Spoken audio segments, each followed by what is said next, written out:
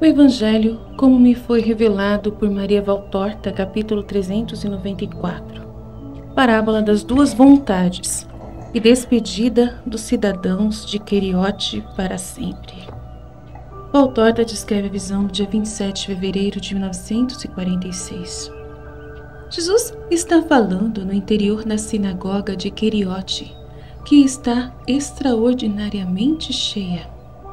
Ele está respondendo a uns e a outros que lhe fazem perguntas ou pedem conselhos particulares em separado. Depois, tendo contentado a todos, começa a falar em voz alta. Pessoas de Queriote, ouvi a minha parábola de despedida. Daremos a ela o nome de parábola das duas vontades. Um pai cuidadoso tinha 2 filhos, ambos por ele amados, com um amor igual e cheio de sabedoria. Ambos por ele amados, e ambos iam sendo encaminhados por bons caminhos. Não havia nenhuma diferença no modo de amá-los, nem no trato dado a eles, mas havia uma sensível diferença entre os 2 filhos. O primogênito, era humilde, obediente, sem discutir, e ia fazer a vontade do pai, sempre alegre e contente com o seu trabalho. O outro, ainda que menor, estava quase sempre descontente, discutia com o pai e consigo mesmo. Sempre ficava pensando com raciocínios muito humanos sobre os conselhos e as ordens que recebia. Em vez de ir cumpri-las como haviam sido dadas, prometia a si mesmo modificá-las todas, ou em parte, como se aquele que lhe dera as ordens fosse algum tolo.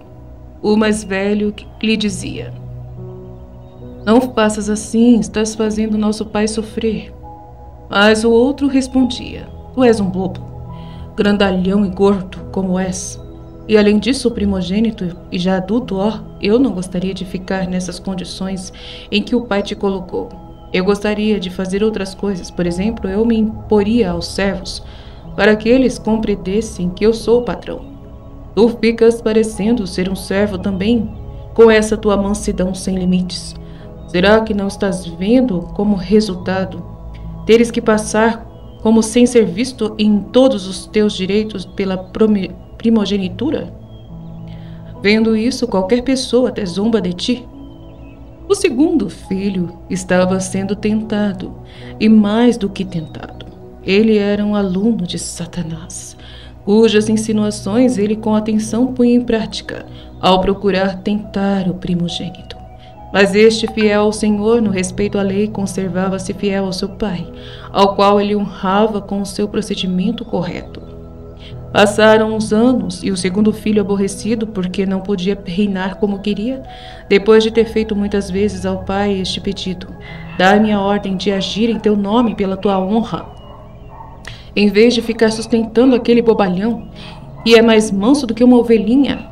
E depois de ter tentado forçar o irmão a fazer coisas sem ordem do pai, para assim impor-se aos servos, aos cidadãos e aos confinantes, disse a si mesmo: já basta. Do modo como vão as coisas, está em jogo até o meu bom nome, nosso bom nome. E como ninguém quer fazer nada, eu vou fazer. E começou a fazer coisas por sua cabeça, entregando-se à soberba e à mentira, e desobedecendo sem escrúpulos. O pai lhe dizia: meu filho, obedece ao primogênito. Ele sabe o que faz. E lhe dizia: disseram-me que fizeste tal coisa, é verdade. E o segundo filho respondia com um encolher de ombros a cada uma das observações paternas. Sabe, ele é tímido demais, hesitante das observações paternas. Ele é tímido demais, hesitante, ele perde as ocasiões de ganhar, e dizia: eu não faço assim. O pai lhe dizia: não fiques indo à procura de ajuda deste ou daquele. Quem queres tu que te ajude melhor do que nós, para tornar ilustre o teu nome? São os amigos falsos que te estão incitando, para depois se rirem às tuas custas. E o segundo filho lhe respondia: estás com ciúme de eu ser quem toma as iniciativas? Afinal, eu tenho certeza de que farei tudo bem. Passou mais algum tempo. O primeiro ia sempre crescendo em justiça, e o segundo continuava a nutrir as paixões más. Por fim, o pai lhe disse: É tempo de acabar com isso. Ou aceitas o que te foi dito ou perdes o meu amor. O filho rebelde foi dizer isso aos seus falsos amigos. E tu ficas atado só por isso? Nada disso. Há um modo de pôr o teu pai na impossibilidade de preferir um filho ao outro. Deixa o teu pai na impossibilidade. Deixa o assunto conosco e nós vamos pensar nele. Tu ficarás sem culpa material e a posse dos bens se tornará florescente. Porque posto para fora o teu irmão, que é bom demais, tu poderás dar a ela um grande crescimento. Não sabes tu que é melhor tomar uma atitude forte, ainda que dolorosa, do que ficar na inércia, que faz que se perca o que já se possui? Foi o que lhe responderam. E o segundo filho, já saturado de má vontade, aderiu sem mais àquela indigna tramóia. Agora dizei-me, por acaso pode-se culpar o pai por ter dado 2 sistemas de educações aos 2 filhos? De educação aos 2 filhos? Poder-se-ia dizer que ele foi cúmplice? A vontade do homem, por acaso, lhe foi dada antecipadamente de 2 modos? Não. Ela lhe foi dada de um só modo, mas o homem, por sua conta, muda. E quem é bom faz sua vontade boa, ao passo que o mal faz a sua vontade má. Eu vos exorto, ó vós de Queriote, e será esta a última vez que eu vos exorto a seguir caminhos de sabedoria, a seguir somente a vontade boa. Já quase no fim do meu ministério eu vos digo as palavras que foram cantadas quando eu nasci. A paz é para os homens de boa vontade. Paz. Seja o êxito feliz, seja a vitória na terra e no céu, porque Deus está com quem tem boa vontade em obedecer-lhe. Deus não olha tanto as obras altissonantes que o homem faz por sua iniciativa, mas a humilde obediência pronta, fiel às obras que ele propõe. Eu vos lembro 2 episódios da história de Israel, 2 demonstrações de que Deus não está onde o homem quer agir por si mesmo, ao contrário da ordem recebida. Vejamos os livros de Macabeus. Neles está dito que enquanto Judas Macabeu com Jonatas ia combater em Galade, ao passo que Simão ia livrar os outros da Galileia, uma ordem havia sido dada a José de Zacarias e a Azarias, chefes do povo, para que permanecessem na Judéia para defendê-la. E Judas lhes disse: tomai cuidado deste povo, e não traveis batalhas com as nações até a nossa volta. Mas José e Azarias, ouvindo as grandes vitórias dos Macabeus, quiseram fazer eles também, dizendo: façamos nós também um nome para nós, e vamos combater contra as nações que estão ao nosso redor.